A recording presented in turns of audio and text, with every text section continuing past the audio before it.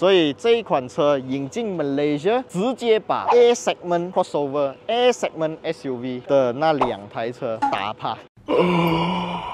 Yo what's up， 欢迎回来 Rider ATS， 我是阿豪 AT。哇，这一趟中国之行啊，真的是够力，拍了非常多的影片，也要非常感谢 Cherry 啊，我们送到中国这边来大开眼界。那现在我们又大开眼界了，可以看到一台即将来到 Malaysia 的车款啊。这一款车呢，来到 Malaysia 一定很好玩，因为现在 Malaysia 市场上啊，这一个 segment 的车型不多，简单来讲就只有2款比较出名的啊，有没有其他的我就真的是不知道。既然我可以不知道，证明它不出名，就是 A segment 的 SUV 啊 ，crossover 啦。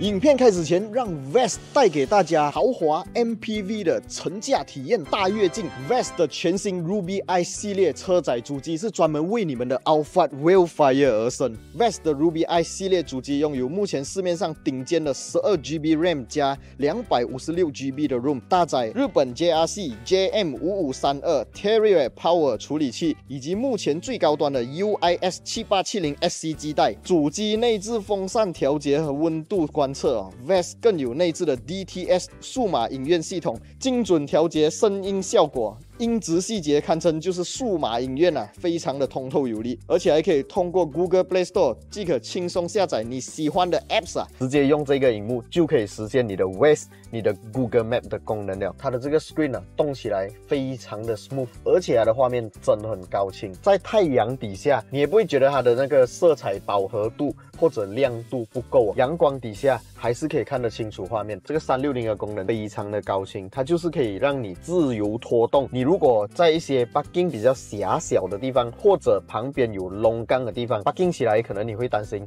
会不会掉进龙沟啊，会不会撞到旁边的垃圾桶，你就可以通过这个360全景摇览图画面，你就可以看到旁边有没有障碍物或者有没有龙沟洞了啦。而且还有3种酷炫主题，智能切换白天黑夜模式，还有自动检测车门状态的系统功能。VEST 的 Ruby I 系列车载主机让你们的乘驾体验更上一层楼，这样好看的产品大家千万不要错过了。然后现在身边这一台呢，就是一个 Tiggo 4，Tiggo 4的 competitor 呢，就是 Malaysia 的 Activa， 还有 Honda 的 WRV。可是讲真的啦，我站在旁边这样子看，我觉得它是比较大台啊，是比我们 Malaysia 的 Activa 跟 WRV 来的更加大台。那细节方面呢，我们现在从车头看起。OK， 首先我们来看一下车头灯哦，看到吗？这个车头灯 design 是不是比起我们的 Activa 来的更加性感呢？里面是一个 LED reflector headlamp， 它是 reflector 的，不过它是 LED。然后中间这3条东西应该就是它的 DRL 了啦，我也不太确定。然后下面这里也是有一条不知道是 DRL 还是它的 signal 灯啊。引擎配置方面呢，这里的专业工作团队就跟我们讲，它用的 engine 是1500cc 涡轮增压引擎，看到吗？它的对手的涡轮增压只有1000cc， 另外一个也是1500cc， 可是是 NA 引擎，所以我们可以看到这台车应该是3台里面动力最强劲的了。那现在我们从车头看过去，它的整个 family face design 啊，一个好像 Tiggo 7、Tiggo 8 Pro 的那一种 design。然后打开引擎盖的时候，我们可以看到左右是有2只 damper 把它顶上去的，你不需要再去找一只垫来支撑它的引擎盖，所以这一点呢，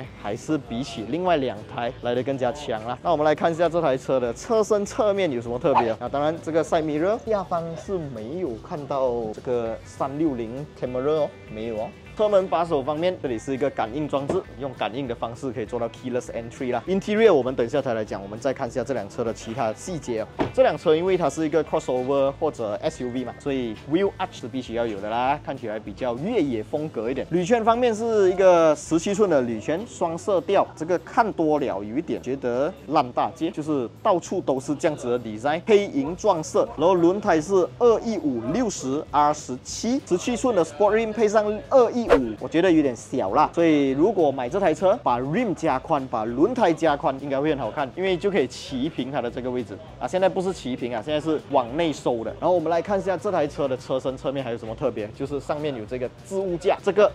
这个看起来是真实可用的啊，不是那种 plastic 摆美的啊，这个是真实可用的。你可以把你的那种 camping tent 啊绑在上面，把你的那些旅行箱啊绑在上面，或者有些朋友有骑脚车的话，也可以把脚车安置在上面。哇，这个 very good， 我很喜欢这一点。后面这里还可以看到有一个把它收小的这个吸住的小镜子哦，就是这样收小，上面没有一堆图案，简单的设计 ，less is more good。然后这个尾翼我也是喜欢，简简单单，不需要太多花里胡哨，又可以穿过去啦，还是怎样，不需要，我觉得这样子就 OK 了哦。毕竟它还是一个比较普通的小型车啦。我们看到它的尾灯哦，也是一个家族设计啦，贯穿式尾灯，从左边贯穿到右边去，上面有一字排开的 Cherry 字样啊，下面可以看到是一个 Tiggo 4，可是没有其他的东西了啊，也没有一个多少多少 T 啊之类的一些标示哦，不知道是不是因为这台是工程车的关系，所以没有那些 tag 在上面。然后这里是一个 reflector， 看起来也是不错，有一点像那种排气孔这样子，可是它不是排气孔啦。哇，这个 bumper 为什么可以这样 solid 啊？你听那声音。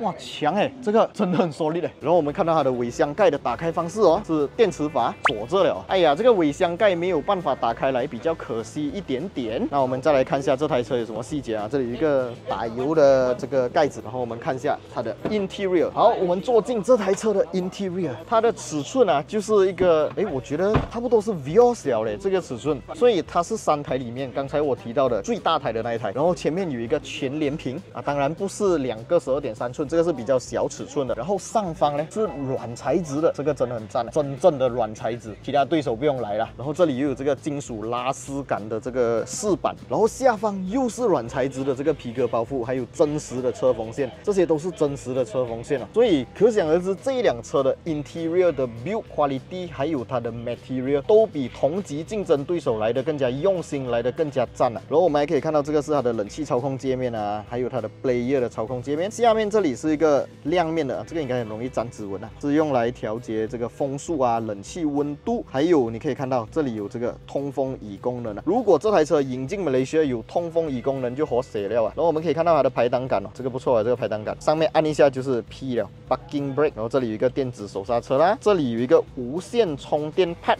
有一个闪电的 logo， 然后这里有一个置物架，打开来呢，里面是2个洞啊，给你放你的这个水杯。讲真的啦，这个 dashboard design 根本就是赢完了，我觉得他的对手没有办法给到那么好的 material 啊 ，material 是我现场感受的啊。如果这台车发售了，你们一定要到现场体验，感受它的 material， 还有它的 build quality 啊。这里就是一个缓缓降下来的这个手套箱 ，very good。椅子方面呢，这个椅子的坐姿还有它的大腿支撑也比它的对手好啊。这个椅子明显会比较大张，有一点像我的 Vios 的感觉 ，Vios 已经是 B segment 了，而且这一台车如果它可以在 interior 方面有超越 B segment 的 material， 还有超越 B segment 的这个椅子的坐姿跟包覆感的话，它卖你 A segment SUV 的价钱就真的太佛系了。让我们一起期待 Cherry 把这台车引进马来西亚的时候会卖多少钱啊！如果它的价钱真的是在它的对手那边的话，赢了，真的。赢完了。然后这个 steering wheel 上面我们可以看到，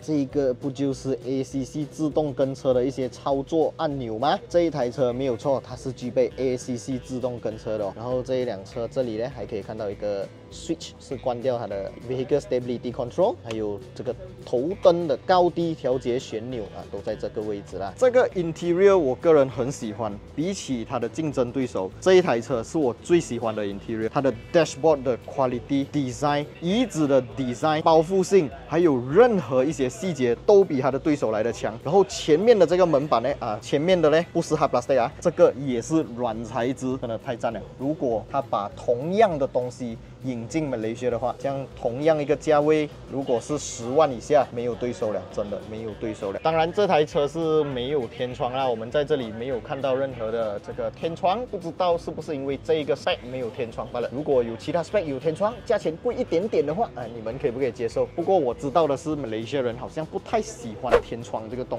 西啦，所以如果没有天窗，价钱再砍再便宜那一定是会更好啦。我们来打开车后座来体验一下刚才前面我已经调整到一个我的舒适坐姿了，现在坐进来可以感受到的是这一个距离还是有的， 1个拳头多 ，OK。你要讲它是2个拳头也可以啦。最主要的是大腿支撑这个东西啊，我每一次拍车都很注重，因为如果大腿支撑不好的话，长途行驶坐在后座的朋友会很辛苦的。可是这一辆车的大腿支撑 very good， 椅背倾斜角度也比它的同级对手来得更加好。然后在后面呢，还有一个这个 armrest 可以翻下来做扶手，上面有2个自备架，还有一个很强的就是这一台车后座有冷气出风口，而且是双 air vent 的啊，左右可以各自调整你们要吹的方向。这个 air vent 的手感还算可以，这里是一个亮面的 plastic 啊，不知道会不会显示一些东西啦，不太确定。然后这里有一个放东西的这个口袋。车门板方面，我们看一下后面的车门板是什么样的一个 material 啊，这个是一个 hard plastic， 然后这里也是 hard plastic， 可是这里有一个大面积的皮革包覆，真的是很大面积，还有真实的车缝线，这个靠手的部分也是有真实的车缝线跟软材质的皮革包覆。Power window switch， 下面有这个自备架，可是这个杯